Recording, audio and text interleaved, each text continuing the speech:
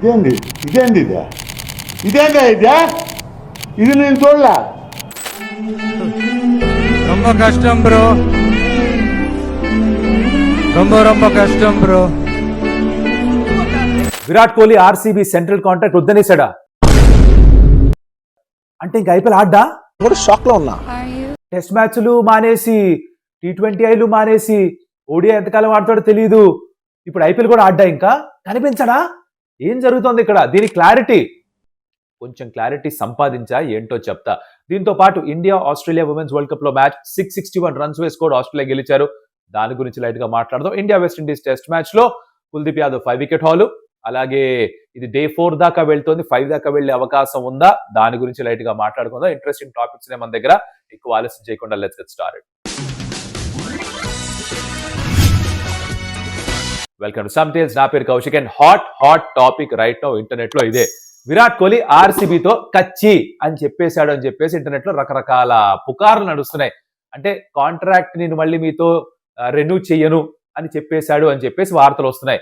ఇది చూసిన తర్వాత జనాలకు లోపల అల్లా కల్లలో అన్నమాట, ఎస్పెషల్లీ ఆర్సీబీ ఫ్యాన్స్ కి, విరాట్ కోహ్లీ ఫ్యాన్స్ కి. ఎందుకంటే వాళ్ళు అనుకుంటుంది ఏంటంటే, అంటే 2026 సీజన్ లో విరాట్ కోహ్లీని చూడమా, అసలే T20 ఆడట్లేదు అంటే ఈ ఫార్మాట్ లో కనిపించేది ఓన్లీ ఐపీఎల్ లోనే అని అందరూ ఫిక్స్ అయ్యారు కదా. మరి ఏంటి జరిగింది ఇక్కడ? నేను కొంతమందితో మాట్లాడా, స్టార్ స్పోర్ట్స్ స్టూడియోస్లో కొంతమందితో మాట్లాడిన తర్వాత సేకరించిన ఇన్ఫర్మేషన్ ఏంటంటే, 2 రకాల కాంట్రాక్ట్స్ ఉంటాయి. ఒకటి ప్లేయింగ్ కాంట్రాక్ట్, లైక్ ఐపీఎల్ ఆప్షన్లోకి వెళ్ళిన తర్వాత మిమ్మల్ని ఒక టీం పిక్ చేస్తుంది కదా, అక్కడ కాంట్రాక్ట్ సైన్ చేస్తారు కదా, అది playing contract. Right now Virat Kohli has signed up with RCB. అది నెక్స్ట్ 3 yearsకి ఏదైతే డబ్బులు ఇస్తా అని చెప్పారో ఆ కోట్లన్నీ కూడా తనకి ఎలాగో వస్తుందని చెప్పి ఆ కాంట్రాక్ట్ సైన్ ఉంది. దాని నుంచి స్టెప్ అవుట్ అవుతున్నా అని చెప్పలేదుట. కమర్షియల్ కాంట్రాక్ట్ మళ్ళీ రెన్యూ చేయదలుచుకోలేదు అనే ఇన్ఫర్మేషన్ వస్తుంది. కమర్షియల్ కాంట్రాక్ట్ ఏంటి కౌశిక్ అనే కదా డౌట్. ఎక్స్ప్లెయిన్ చేస్తా. ప్రతి ఒక్క ఐపీఎల్ టీమ్కి వాళ్ళ స్టార్ ప్లేయర్స్ తోటి along with the playing contract ఇంకొక కాంట్రాక్ట్ ఉంటుంది సైడ్ లో. It's called a commercial contract. Like for example Chennai super Kings కి మహేంద్ర సింగ్ ధోని తోటి ఎప్పటి నుంచో కాంట్రాక్ట్ ఉంది. ఆయనకి కాస్త సిఎస్కేలో కూడా కొంచెం స్టేక్ ఉందని, అంటే కొంచెం పార్ట్ ఓనర్షిప్ ఉందని. తర్వాత సిఎస్కే ఎటువంటి ఈవెంట్స్ చేసినా సరే ధోని కనిపిస్తారు కదా. He's the face of Chennai super kings as brand. వాళ్ళ అకాడమీకి అయినా వీటన్నిటికీ కూడా Dhoni is linked with CSK. అలాగే రాయల్ ఛాలెంజర్స్ బెంగళూరు ఆర్సీబీకి ఒక కమర్షియల్ కాంట్రాక్ట్ ఉంది with Virat Kohli in addition to the playing contract. అయితే 2026 నుంచి విరాట్ కోహ్లీ ఈ కమర్షియల్ కాంట్రాక్ట్ రిన్యూ చేయదలుచుకోలేదు అని చెప్పాడని టాక్. ప్లేయింగ్ కాంట్రాక్ట్ కాదు, ఈ కమర్షియల్ కాంట్రాక్ట్. ఈ కమర్షియల్ కాంట్రాక్ట్ ఈజ్ ఎక్స్ట్రా అనమాట. ఇచ్చే ఆ కోట్లు ఉన్నాయి కదా, 20 కోట్లు ఎంత ఉన్నాయి కదా, దాని 23 కోట్లు ఎంత ఎగ్జాక్ట్ నెంబర్ చెప్పండి కదా కమెంట్ లో. అది కాకుండా ఇంకా ఎక్స్ట్రా సైడ్ ఇంకో కాంట్రాక్ట్ ఉంది, where he's the face of the brand RCB. RCB events కి తను ఉండడం, ఆర్సీబీ ఈవెంట్స్ కి తను ఫేస్ అవ్వడం, దానికి సంబంధించి కొన్ని వీడియోస్ చేయడం, దానికి సంబంధించి ప్రమోషన్స్ చేయడం, ఆర్సీబీకి కొన్ని స్పెసిఫిక్ బ్రాండ్స్ ఉంటాయి వాటికి విరాట్ కోహ్లీ టైఅప్ ఉండడం, ఇవన్నీ commercial contract. This is over and above the playing contract. అది రీనెగోషియేట్ చేద్దాం అనుకుంటున్నాడో, రెన్యువల్ చేయదలుచుకోలేదుట. దీనికి కారణాలు ఏవై ఉండొచ్చు. ఒకటి, ఆర్సీబీ ఓనర్షిప్ ట్రాన్స్ఫర్ అవుతుందేమో అని కూడా వార్తలు వస్తున్నాయి కదా, మీరు చదివే ఉంటారు ఇంటర్నెట్ లో, రైట్? ప్రస్తుతానికి డియాజియో అనే company owns the majority stake of RCB. అయితే సీరం ఇన్స్టిట్యూట్ అని ఉంది కదా, ఆధార్ పూనావాలా, మన కోవిడ్ వచ్చినప్పుడు వ్యాక్సిన్స్ తయారు చేశారు, అట్లా వాళ్ళకి ప్రాముఖ్యత వచ్చింది. ఆధార్ పూనావాలా CEO, ఆయన he's shown interest in buying RCB. So ఒకవేళ జరిగితే ఓనర్స్ మారిపోతారుగా. ఓనర్స్ మారిపోతే దాని తాలూకా వాళ్ళ బ్రాండ్స్ మారొచ్చు, వాళ్ళ బ్రాండ్ ఇమేజ్ మారొచ్చు, వాళ్ళు ఎటువంటి బ్రాండ్స్ తో కొలాబరేట్ చేద్దాం అది మారొచ్చు, వాళ్ళ విజన్ ఫర్ ద టీమ్ మారిపోవచ్చు. మేబీ ఇది తెలిసి విరాట్, అగైన్ మేబీ, మనకి ఇంకా ఫర్ షూర్ తెలీదు ఓనర్షిప్ మారుతుందో లేదో. That could be one factor that Virat Kohli is considered and saying that ఒకవేళ ఓనర్షిప్ మారితే నేను ఇప్పుడు ఉన్న ఓనర్షిప్ గ్రూప్ సింక్ లో ఉన్నాం, కొత్త ఓనర్స్ వస్తే మేము సింక్ లో ఉన్నాం కాబట్టి అది రెన్యూ చేసుకోదలుచుకోలేదు. అంటే వాళ్ళతోటి కొత్త ఓనర్స్ ఒకవేళ వస్తే మళ్ళీ కొత్త కాంట్రాక్ట్ ఏమైనా సైన్ చేస్తాడా మనకి తెలీదు. కానీ the point in question right now is not the playing contract but is commercial contract with RCB. అది ప్రస్తుతానికి అర్థం కాని పరిస్థితి. అంటే త్రిశంకు స్వర్గంలో ఉందన్నమాట అది ఇంతవరకే. ఇది పూర్తిగా అర్థం కాక కాంట్రాక్ట్ రెన్యూ చేసుకోవట్లేదు అని వినంగానే అందరూ కూడా షాక్ లోకి వెళ్ళిపోయారు. వాడు చూడు, ఇది కదే చచ్చిపెట్టేట్టున్నాడు. అంటే ఇంక మా విరాట్ కోహ్లీ రెడ్ జెర్సీ వేసుకొని అదే రెడ్ బ్లూ జెర్సీ వేసుకొని ఆర్సీబీకి ఆడడా, కనిపించడా? ఎలా అయితే ధోనీని సిఎస్కే వాళ్ళు చూసుకుంటున్నారో 2020 తర్వాత ఇప్పటిదాకా hopefully for few more seasons, అలా విరాట్ని కూడా చాలా కాలం చూసుకుందాం అని చెప్పేసి ఆర్సీబీ వాళ్ళు ఫీల్ అయ్యారు. అండ్ విరాట్ కూడా ఎన్నో సందర్భాల్లో చెప్పాడు, నేను ఇక్కడే ఆడతాను, నా ఐపీఎల్ కెరీర్ మొత్తం అంతా ఇక్కడే ఫినిష్ చేస్తా అని చెప్పాడు. కానీ ఎలా అయితే ఈ మధ్య కాలంలో అసలు ఇండియా నుంచి బయటకు లండన్లో ఉంటూ అసలు ఏమాత్రం కమ్యూనికేషన్ కాంటాక్ట్ లేకుండా అసలు ఇండియాలో కనిపించకుండా పోయాడో, ఆల్రెడీ టెస్ట్ ఆడట్లేదు, T20Is ఆడట్లేదు, ఓడిఐస్ లో కూడా ఎంతకాలం ఉంటాడో తెలియని ఒక చిన్న క్వశ్చన్ మార్క్ ఏదైతే ఉందో ఇప్పుడు, దానితోటి ఇది కూడా వచ్చేసరికి జనాలు తట్టుకోలేకపోయారు అనమాట. అగైన్ ఇవన్నీ రూమర్సే బై ద వే. అమ్మయ్యా అబ్బా సాయిరామ్ అనిపిస్తే కమెంట్ లో అబ్బా సాయిరామ్ అన్న కమెంట్ పెట్టండి.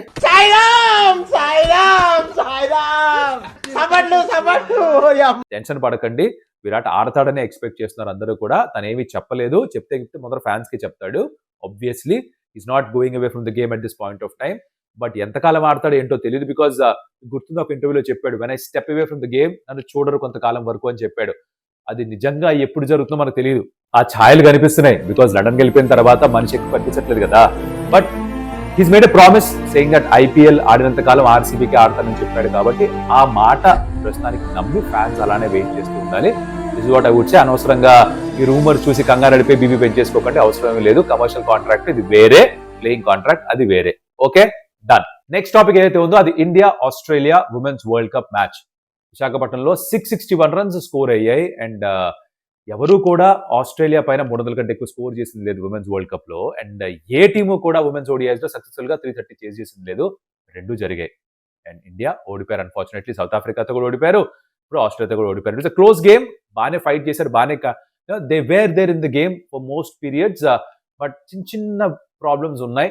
ఫీల్డింగ్ చాలా బాగుంటుంది, క్యాచింగ్ చాలా బాగుంటుంది. They push them till the 49th over. కాకపోతే జరిగింది ఏంటంటే మొత్తం అంతా బ్యాటింగ్ లో ఒకవేళ ఇండియా చూస్తే కనుక 49th ఓవర్ లో ఇంకొక 2 బాల్ మిగిలిండి కానీ, 1 బాల్ మిగిలిండి కానీ అవుట్ అయిపోయారు. అంటే 7 బాల్స్ పూర్తిగా ఆడలేదు, అది మ్యాటర్ అయింది. అండ్ లాస్ట్ అయిన కొలాప్స్ 40 ఓవర్స్ దగ్గర ఉన్న స్కోర్ కి 360 370 వరకు వచ్చుంటే బాగుండేది అని అనిపించింది అందరికీ కూడా.